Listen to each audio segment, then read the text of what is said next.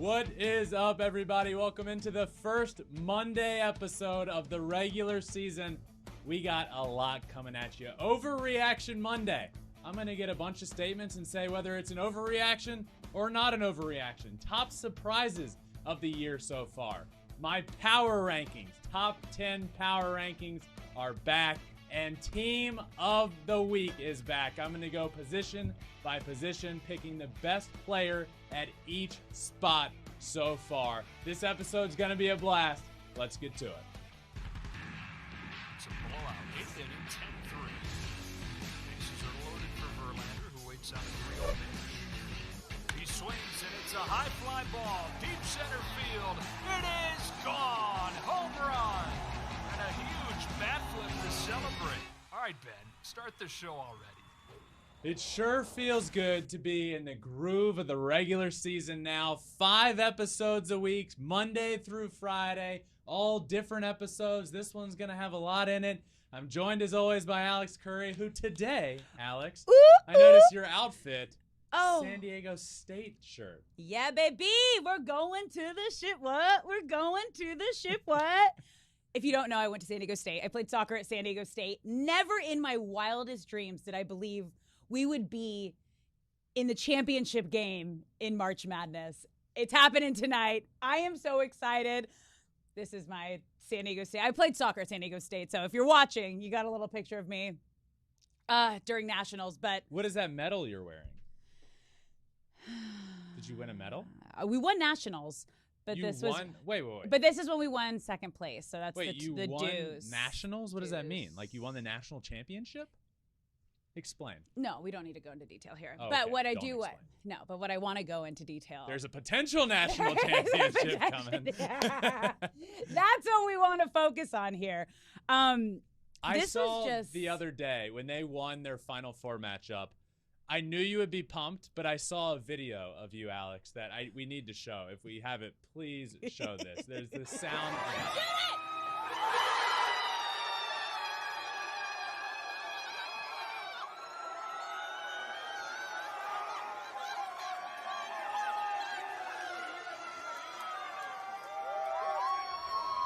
Man, what a reaction. Were you sober there? Was that a sober reaction? That was a sober reaction. Wow. Yeah. It was great. That whole place was nuts. And you know what? I am so superstitious. I am wearing the exact same sweatshirt, necklaces, hair, pants, shoes. I was like, my hair was straight that day. We're going straight. I wore these 2 necklaces.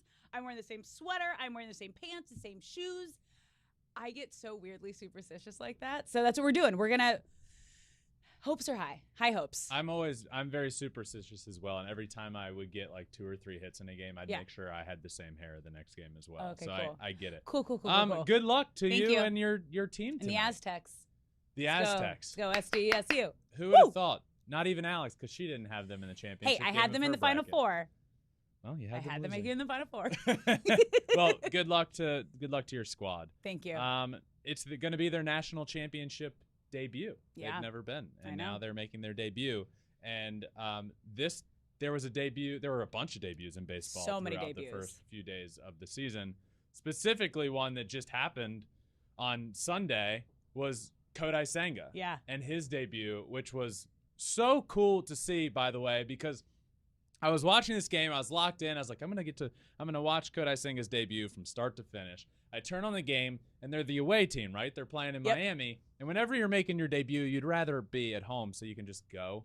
But he didn't have that luxury. He's in the dugout. That I first see him in the dugout, just like you could tell he was just internally freaking out. Yeah. Absolutely. And obviously, right? Everybody would be and should be. He finally takes the mound, and it was not going well. Single, double, RBI double after that. Walk. And then he just locked in. He got Yuli Gurriel to strike out, his first ever Major League strikeout. Yuli Gurriel, he threw him a ghost fork, and Yuli Gurriel had a ghost bat after that because he threw it, and his bat was in the dugout, and it was gone. Ends up settling in right after that, gets the next guy to strike out, gets a line out to end the inning, and then Kodai Senga was masterful from then on. 8 strikeouts, all on the ghost fork ball, touching 99 in the outing.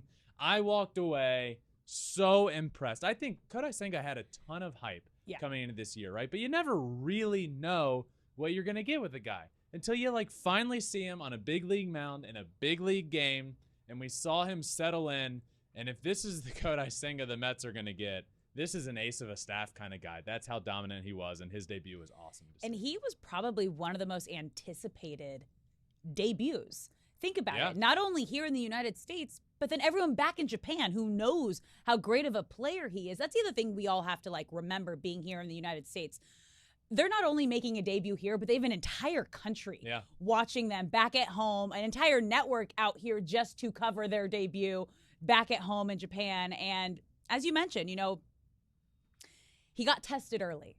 Oh, yeah. Got tested very early, and he got out of trouble. He limited the damage. The second he got that first out, you could just see. Like okay, I got this. Then his command was there. Yeah. Just something switched. And when you talk, I mean, you had a major league debut. I've talked to hundreds of players who have made major league debuts. Well, I did. Yeah. I struck out too much for that. It's okay. But okay. I got close. You got close. It's all right.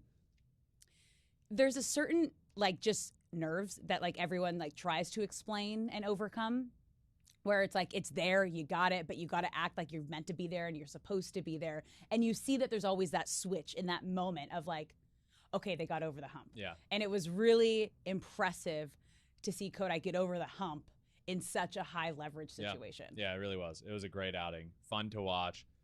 First MLB win.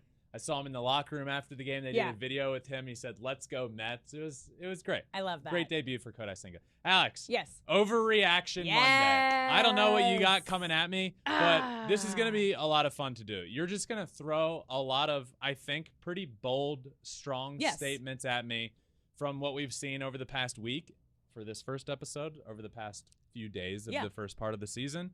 And I'm going to say whether it's an overreaction or not an overreaction. I love a good overreaction. All right. Are you ready? Yeah. Let's get things started. Our first Overreaction Monday. The Red Sox and Orioles will be the craziest ending all season. This game. You know, so first I guess I should explain it in case you didn't watch it. The Orioles were winning this game handily. And then the Red Sox end up like crawling back and back and back. And then they get to the point where they have the tying run at the plate. And then they get to the point where they have the winning run at the plate. Alas, the game appears to come to an end with Masataka Yoshida pop up to left field. Left fielder gets there, camps under it, and clanks it. 2 outs, 9th inning to end the game. And this wasn't a tough, like, he was camped under it and just dropped the baseball. It was like in out. It like it like hit kind of maybe part of his hand, and it was bad. It's like top 10 worst plays is when you see something like that happen. So when that happens, you almost know. There was a feeling. You just know. It was done. And Adam Duvall came up to the plate, who's been one of the hottest players in baseball to start the year, and he hits a walk-off home run, and I was just like, oh no. Yeah. You feel so bad for that left fielder. Yeah. Oh my God, what an ending. Now, okay, answer the question. Is it going to be the craziest ending of the entire season? I'll say that's an overreaction. All right. It's baseball. We're going to get some crazy, crazy stuff. But man, what an ending that was. Overreaction. Not going to be the craziest all year, but definitely crazy. All right, our second one for Overreaction Monday. Anthony Volpe will lead the American League in stolen bases. First 3 games of his career, 3 stolen bases. I'm going to say this is an overreaction, but this is tough because honestly, nobody knows what we're going to see this year in the stolen base category because of these new rules. Like, 60 could be the new norm for the fast players. Like, we don't know. Like, who knows how many bases? But I know from the first 2 games of the year, Jorge Matteo had 4 stolen bases. There's a bunch of guys with Corbin Carroll stole 3 stolen bases in the Sunday game against the Dodgers. MVP CC is what I've branded him. Seriously. Okay. I'm the driver of the bandwagon, yes, you as are. you know, yes, and I you just are. came up with his nickname and have just started tweeting it. And people are like, "What?" People are probably like, "What the hell is wrong with Ben?" Oh, uh-huh. MVP CC. Oh, It's got a ring to it, right? MVP CC. Maybe not CC's this. my nickname. Maybe I'm talking Whatever. about you. I'm not. I'm talking You're not. about You're Corbin definitely Carroll. not. But maybe not MVP in this first year. But again, 3 stolen bases in that game. There's just a lot of guys that will steal a ton of bases. I think it's an overreaction that he'll lead the league. Jorge Matteo with 4 through the first 2 games. I played against Jorge Matteo, Alex, and he is, without a doubt, the fastest player that I have ever played against. And I've played against guys that are like, I've played against some of the fastest guys in the country when I was in college and in high school, like the fastest guy from the state of Virginia. This guy, Jorge Mateo's speed is on another level. He legitimately like floated, and he is the fastest guy I've ever seen. So, yeah, I'm going to say overreaction. okay. Well, just here's a little fun fact. Anthony Volpe became just the 5th player since 1901 to steal a base in each of his first 3 MLB games. Pretty good. Pretty good. Yeah. It's off to a pretty good start. All right. Ready for our 3rd Overreaction Monday. The Blue Jays pitching staff is in trouble. Mm-hmm. You know, this one's tricky because the pitching stat, the starting pitching is not. So for that reason, this is an overreaction. I do worry about their middle relief pitching, like bridging the gap from the starters to Jordan Romano, but the starters got lit up against the Cardinals. But I have the Blue Jays winning the AL East, and a big reason why is their starting pitching. So through the first 3 games of the year, I'm not going to overreact and change my entire stance on that. Alek Manoah wasn't great in his debut. I think he will be better. Kevin Gausman, Chris Bassett, same thing. Those guys will be good. I'm not worried about them. I'm not worried about the staff. It's an overreaction that the Blue Jays pitching is in trouble. All right. Well, let's move over to the National League. Okay? Okay. Our 4th one. Trace Thompson will be an all-star. Yeah. Well, that's an overreaction. Trace Thompson hit 3 homers in a game on, Yes. what was it, Saturday? Saturday. That's great. Yeah. I mean, Trace Thompson has had a great start to the year. Grand slam, Mm-hmm. 3 homers. But is he an all-star? No. No, he's not. Gotta So, believe, Ben. I believe in a lot of things. And I would love for him to be an all-star. I root very hard for guys. But it's not going to happen. Okay. I'll fight about that later. Let's move on to our next Overreaction Monday. The Phillies will miss the playoffs. I'm going to say this is not an overreaction. Ooh. There is serious concern here. Mm-hmm. Now, obviously, you have Zach Wheeler and Aaron Nola at the top of the rotation, but after that, the pitching really, really is not good. Now, by me saying this is not an overreaction, I'm not saying like today the Phillies are going to – I'm saying they're going to miss the playoffs. No, I'm not saying that. But I do think it's – your question being – I don't think it's an overreaction. I think there's some real jeopardy here. Yeah. If there's a team in the National League that was slated to make the playoffs, right? Dodgers, Padres, winner of the NL Central, Braves, Mets. Phillies are the most concerning there that they don't.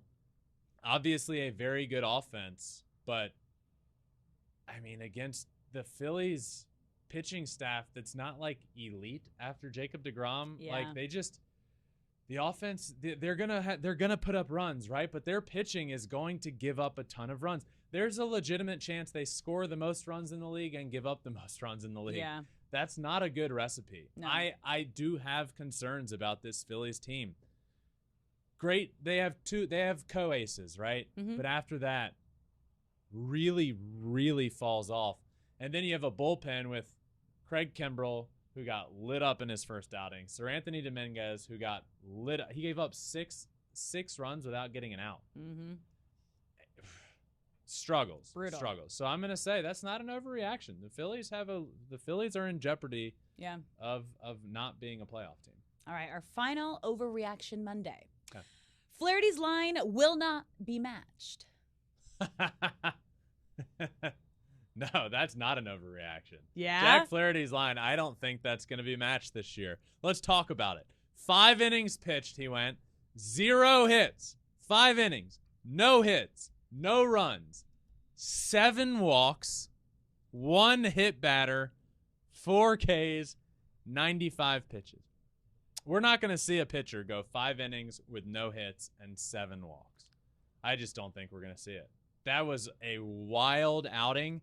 And to be honest with you, what it reminded me of was my first ever college start as a freshman. Okay. I was mostly relieving my freshman year. Mm-hmm. Got my first start on the mound at Elon, is where it was. My line, 4 2/3. Okay. 4 2/3. 7 walks. No hits. 0 hits given up. Okay. 3 hit by pitches. Oof. 2 strikeouts. I came out of the game with the bases loaded, right? Hadn't given up a hit yet. Yep. But I'm probably around like 100 pitches at that point. Yeah. Come out of the game with the bases loaded, no runs allowed, no hits, and the very next batter hits a grand slam. All of my runs cashed in. We end up losing the game. I get a loss. So without giving up a hit, I gave up 3 earned runs and got the loss. Tough. That's what it reminded me of. Brutal. Luckily, he got through that 5th inning, which would have been the key for me. Just get through the 5th. Yeah. He did it, but he didn't give up a hit. Walked 7 guys, hit a batter. That is not an overreaction. Flaherty's line will not be matched. All right. I dig. So 2 out of our 6 were not overreactions. All right. That's not bad. Not bad. With a small sample size, a weekend sample size that we have for I think for opening week. Most of the time we do this, the statements probably are going to be overreactions, right? Yeah. But some of these weren't. All right. Some of these weren't. Well, you know what? What? Now let's talk about the top 3 early surprises of the season. You ready? Yeah. Okay. First one, the Rangers offense. Yeah. Man, the Rangers offense was something that coming into this year, right? There's like a little, is there like maybe hype with the Rangers?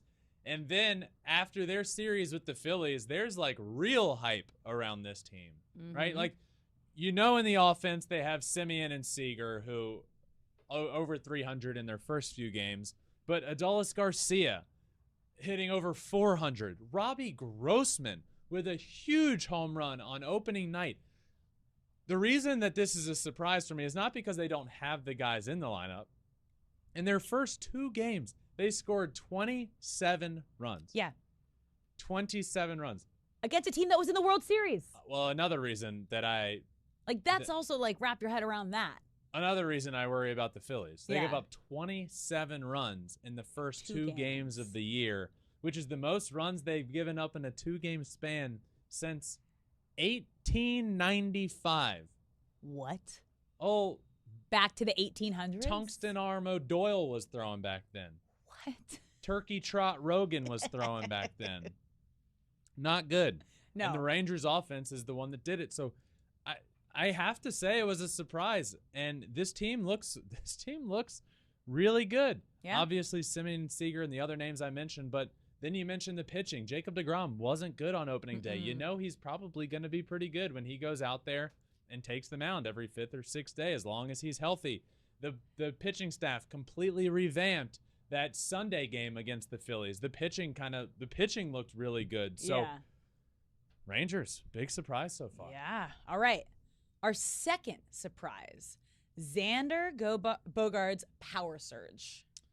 Yeah, look, Xander's hitting for the Padres. Yeah. And is that a surprise? No. But Xander hasn't been known as like this big power hitter in his career. And through the first 3 games? Is that a 3 or 4 game series? Through the first series of the year, he's got 2 homers for the Padres. He looks right at home there in San Diego. And he's coming over, spending his whole career with the Red Sox. One thing I found interesting here, I saw an interview with him on it was MLB Network, and they asked him about, being with the Padres and how's it been being there. And his answer even there was a surprise. So yeah, his 2 homers are a surprise, but his answer, he was basically like, yeah, heading into that last season, the writing was on the wall. It was going to be my last year with the Red Sox. He goes, spring training, deal didn't get done. We were really nowhere close. It didn't go how I wanted it to. So I came to terms with that was going to be my last year there. And normally somebody asks you, like, what's it like being in San Diego? How's it like being away from your team you were with your whole career? They're like, yeah, it's different switch up, but like I'm here now and I'm excited. Nah, he was like, knew this was coming. Peace out, Red Sox. Xander Bogaerts seems right at home with the Padres, and the power seems to be coming, which is something that I wasn't expecting right away. And this might also be an overreaction, but is he already one of the greatest Padres of all time? Come on. Producer Taylor, who is a diehard Padres fan. Every time I look down at my phone, I have a text that says, Xander Bogaerts, second greatest Padre of all time. Second greatest Padre of all time. Come on, man. Not yet. All right. Okay. Not yet, but soon. Not yet, but soon. Okay. And our number one surprise, Dansby Swanson as a Cub, also looking right at home. Yeah, for me, this is just how much he looks like he was born to rock the Cubs pinstripes, right? Like, Dansby was an Atlanta guy. He's the shortstop in Atlanta. You expect him to get a deal done. You expect him to be in Atlanta forever, the hometown kid, huge Braves fan. And now the deal just doesn't happen. The Braves did not show the interest that everybody thought they might. And he ends up signing with a new team, new location, new team. And you just have to believe this is going to feel weird, right? And it just didn't. Through the first series of the year, Dansby's hitting over 500, 583, a 1,300 OPS, great defense, a backhanded diving play, one hopper, a couple hopper to first that barely gets a guy. Like, defensively has been great. And then after games, we're seeing him and his now wife, Mallory Pugh, who plays soccer in Chicago, out on the field together, hugging, and the Cubs are tweeting like, Cubs power couple. Yeah. I will be the first to admit, I did not think it would look like this. And he has looked right at home. He has looked like he was born to be a Chicago Cub. And to me, that's a big surprise. I loved the Cubs and Chicago Red Stars put out that joint post of him and his wife saying it's going to be a Swanson summer. And they just, like, Chicago has a power couple now, a sports power couple that is, I think, also probably helped him feel a little more at home, knowing now that obviously his now wife is there. They welcomed him with open arms. You are wanted. Everyone wants to feel wanted, and he was wanted on the Cubs. So this is going to be a fun and exciting year for him out in Chicago. Yep, I'm excited. Yeah. All right, Alex. Yes. It's time for some updated power rankings. Ooh. Every Monday, my power rankings come out, and they are absolutely torn apart. But you know what? Yep. They're always pretty freaking close to exactly where they should be. Says me, who makes them. But let's do it. Top 10 power rankings, starting at number 10 with a new addition to the power rankings, the Cleveland Guardians. The Guardians were not yet in my top 10, the first preseason power rankings that came out last week, but they were right there at like 11-ish, I would say. They're in. Look, they go on the road to Seattle, a tough place to play, an electric atmosphere, a playoff team last year, one of the best pitching rotations in the game of baseball, and they took 3 of 4 from that team on the road. Very impressive. They slide in for me at number 10. At number 9, another new addition to the power rankings, the Tampa Bay Rays. I hear you. It was just the Detroit Tigers that they swept. But 3-0, their pitching staff looked like, hey, guess what? Shocker, everybody underrated the entire Tampa Bay Rays team. Wander Franco has looked insane at shortstop to start the year. Randy Arozarena with a big homer on Sunday. The pitching staff, Jeffrey Springs on Sunday, not a hit given up. 12 strikeouts in 6 innings. He was lights out. Shane McClanahan. This rotation, Zach Eflin was good. I'm excited to watch them play and pitch against a team other than the Tigers, which it breaks my heart to say, but the Tigers, spoiler, they're not going to be in the top 10 of my power rankings. They're not very good. But the Rays are here at number 9. Moving on to number 8 on my list, the Blue Jays. The Blue Jays have taken 2 notches back. I had them at 6. They are now at 8. Tough series against the Cardinals. Pitching didn't look great. Offense looked good but the pitching was not good against the Cardinals' very good offense. So had to knock them down. I'm still a believer in the Blue Jays. Had to knock them down a couple notches. At number 7, the St. Louis Cardinals. Up 3 spots. The Cardinals were at 10. I really liked them in their offense, but they had a really, really good baseball team come to town in the Toronto Blue Jays. And they took 2 of 3 in that series. They looked very good. Pitching got the job done when it needed to, aside from opening day when Helsley blew that save opportunity. But they end up taking 2 of 3. Offense looked very good. Moving on to number 6. At 6, I have the Los Angeles Dodgers. This is 1 tick down for me. They went 2-2 in a series against the Diamondbacks. Look, the Dodgers will be fine. They're a very good team, but didn't look great against the Diamondbacks. The offense was just kind of mute at points. Luckily, they were bailed out by none other than Trace Thompson, who was getting the job done for them. So I knocked them down just 1 spot here to number 6. Moving on to number 5, the New York Yankees, who I have bumped up 2 spots. So Dodgers didn't really do much one way or the other. The reason they're down 1 is because I've bumped the Yankees up a little bit. They took 2 of 3 from the Giants, but it was the fashion in which they did it. And surprise, surprise here, this might be a bit of a hot take. I didn't bump them up because of Aaron Judge or Giancarlo Stanton, who are both hitting very well, or Garrett Cole. I bumped them up because of their rookie pitcher, Brito, and their rookie shortstop, Anthony Volpe, who have proven Brito on Sunday was great. Anthony Volpe, is he going to hit 300 this year with 30 homers? No, but what he brings to that team at shortstop, defensively, on the bases with speed, this team is no longer Aaron Judge and Giancarlo Stanton hitting home runs, and you just got to hit a home run or you're going to lose. Volpe stealing 3 bases in that first season. I was very impressed with the Yankees and bumped them up a couple of spots. At number 4, the New York Mets. Mets looked really good against the Marlins. 3-1 on the weekend. Took 3 of 4 against that team with very good pitching. They pitched well, and they faced very good pitching. End up taking down the Marlins, so they're here at number 4. At number 3, the San Diego Padres. Man, I was ready to bump them down after the first 2 games, but in the end, no movement for me one way or the other. This is exactly where they were. They stayed put at number 3. They looked really good on Saturday and Sunday. The offense came to life. Tough start to the year. Unpress the panic button if you're a fan of the Padres. No movement there for me. At number 2, as well, no movement, the Atlanta Braves. Win the series against the Nationals. They should win the series against the Nationals. Spencer Strider, my NL Cy Young pick. Man, was he nasty. The Braves offense is going to be very good. Ronald Acuna, Matt Olson going back-to-back to start the game on Saturday.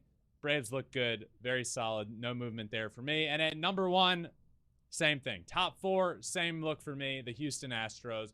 2-2 against the White Sox. Looked very good at times. Very well-played series back and forth. No movement for me there in the top 4. The Houston Astros are still, for the second consecutive week, the number 1 team in my power rankings. That's the top 10. Yeah. New addition. Guardians and Rays, meaning a couple of teams got knocked out, who I must mention. Yeah. Phillies. You got swept. This one's tough for me. I was a huge believer. I had them pretty high in my power rankings. You're out. Yeah. If you get swept by the Texas Rangers and you were just in the World Series last season, right? You can't do that. Right, you can't do that. That's not good. So I had them out and the Guardians and the Rays in, meaning the Mariners were out as well. Mariners losing 3 of 4 at home after all the hype of last year to the Guardians. Yeah. Phillies. Yeah. Phillies, Mariners. Yeah. Bye. All right, that does it for the power rankings. Number 1 still the Astros. Yeah. It's great. Bye. Bye. See you later, alligator. All right.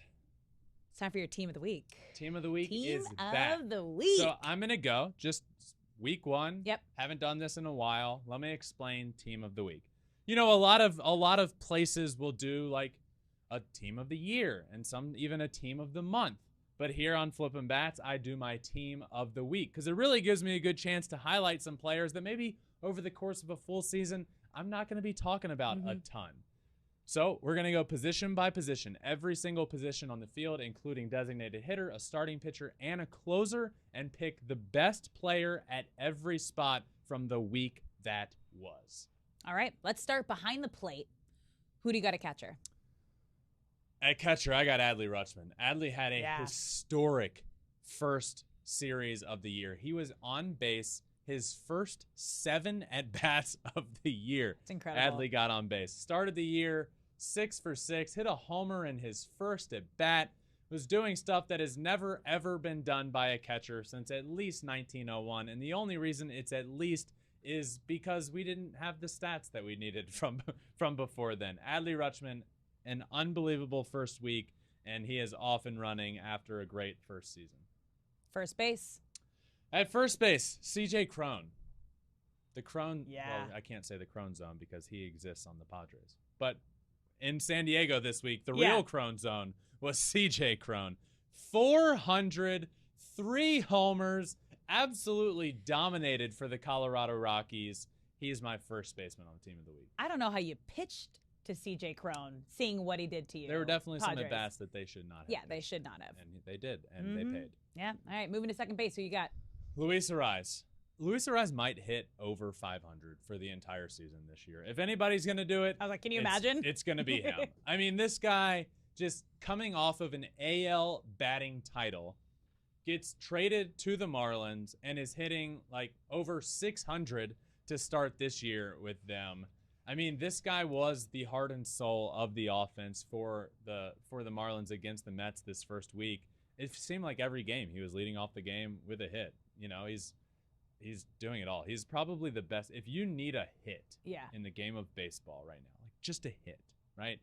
Who are you going to turn to other than this guy? He's the guy, and he's starting off the year great. He's my second baseman on the team of the week. 563, a 1,200 OPS. I also love he shared how excited he was to be going to the Marlins and the fan base and to be around that fan base, and then just came out firing, which was incredible. Okay, let's move over to shortstop. Who you got?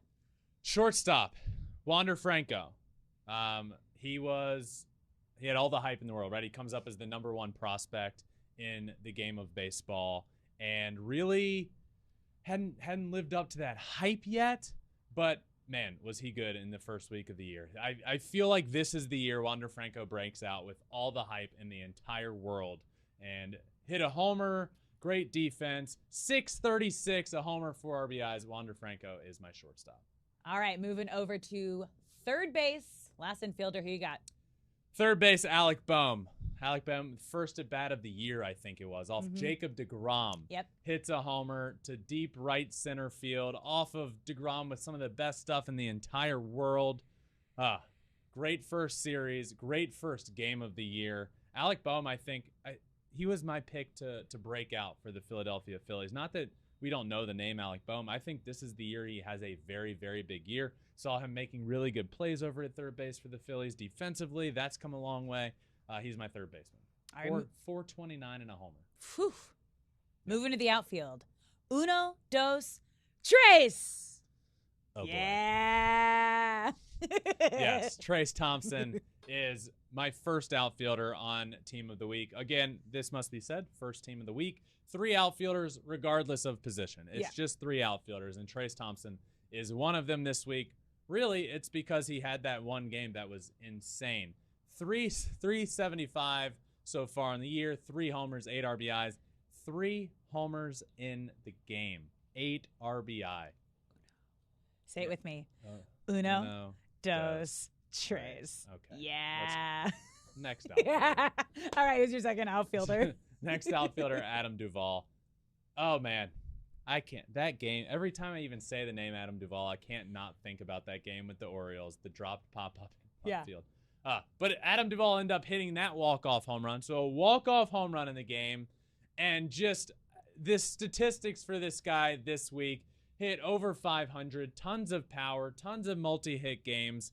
Ends up hitting, I believe it was 571 on the week. Adam Duvall comes out. By the way, Adam Duvall led the National League in RBIs last year. I think that happened pretty under the radar. Yeah, it did. I really do. Adam Duvall is on my Team of the Week to start the year. And finally, Yordan Alvarez. Yordan Alvarez, a homer, a bases loaded double to start the year, 455, a homer, 5 RBIs. I have a feeling Yordan's going to be on a lot of my lists this year because I think Yordan is one of the best hitters in the game, if not the best pure hitter in the game of baseball. 442 feet on his homer. Yordan playing a lot of outfield now this year. He is my final outfielder. So Trace Thompson, Adam Duvall, Yordan Alvarez is my 3 outfielders. All right, let's move to your designated hitter. Who is it? My DH, Duh. Shohei Ohtani. 333, a homer, 3 RBIs, the hardest hit ball on opening day, an absolute rocket hit to the opposite field, a few inches from going out. Ended up with a single there because the base runners had to hold up because they thought the ball might be caught by the left fielder, and it was almost hit out for a home run. A massive homer to right center field, going back-to-back with Mike Trout. By the way, he pitched really well on opening day. Shohei Ohtani was the best DH from the first week of baseball, and he's on my team of the week. Starting pitcher. Who was the best starting pitcher this Jeffrey week? Springs. 6 innings pitched, 12 strikeouts, no hits. Not a single hit given up. There were a lot of pitchers that had potential to be on this list this week. Garrett Cole was lights out on opening day. But Jeffrey Springs, not a single hit, 6 innings, 12 strikeouts. He's the guy. Now your relief pitcher. Who you got? Relief pitcher, closer Alexis Diaz. Edwin Diaz's younger brother. 2 innings, a save, 3 strikeouts for the Cincinnati Reds. Not a single hit given up. Not a single base runner allowed. This guy is dominant. I wouldn't be surprised if we see him on a different team by the trade deadline. But for now, he's with the Reds, and man, was he nasty. Yeah, what a nasty family. Yeah, their whole family is really nasty. Right? Yeah, true. No, just maybe they'll be teammates. Maybe with Edwin Diaz out, that's a hot take. The Mets trade for him, and then that is a hot take. When Edwin comes back, you have an 8th, 9th inning guy that are brothers. Huh, that would cool be would insane. That would be so cool. All right. Yep. It is time, Alex, that's my team of the week. Yep. But now it is time for my player of the week. And my player of the week is none other than Shohei Ohtani. First one of the year. And guess what? This isn't me just being a big fan of the guy. I'm going to tell you why he is the player of the week. 10 strikeouts on the mound in his debut.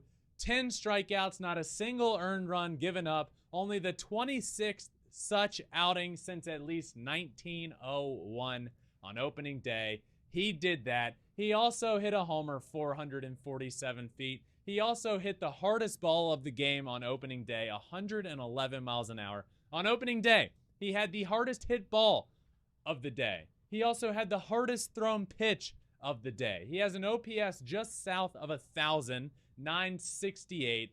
The guy, Shohei Ohtani, he does it all, and he did it all in week 1. He is the best player in the game of baseball, and he was the best player through the first few days of the MLB season, and he is my player of the week. The unicorn is back and picking up right where he left off in the WBC and last season. It's going to be tough not to have him if he keeps this up as your player of the week every week. Yeah, I mean, he's. You can say it's an unfair advantage, but he's worked very hard for this. He does both. So as long as he has an outing where he's going out there, not giving up a run, striking out 10 guys, and also hitting homers on the week, it's like there's no more valuable player to have on your team than a guy like Shohei Ohtani. There's just not. Agreed. So 1 week and one Flippin' Bats pod player of the week for Shohei Ohtani. These Monday episodes are fun, Alex, and I must say, good luck to your squad. Woo! SDSU, let's go! Wow. Let's go! Was that were you a soccer player / cheerleader at San Diego State? Oh, no. Where are you watching the game? Can you imagine? Do I say it? Do I tell people? Nah, don't tell them. Good luck. Yeah. Good luck to your squad. A really famous bar in the South Bay is what I'll say. Is where you'll find us. I know. I'll see you there. All right, good luck to your team. This was fun. Power Rankings Team of the Week. Overreaction Monday. Thank you all for listening. We will be back tomorrow, Tuesday. We're off and rolling 5 episodes a week. Keep on coming back and make sure you're subscribed and ready wherever you listen to your podcast. They come out at the crack of dawn. First thing in the morning, you wake up, the episode will be out. So make sure you're subscribed. Apple, Spotify, wherever. We're also on all social media, Twitter, Instagram, Facebook, and TikTok. And you can watch every single episode on YouTube as well at Flippin' Bats Pod for all of them. Thank you all for listening to this first Monday episode of the season. Until next time, it's been another episode of Flippin' Bats.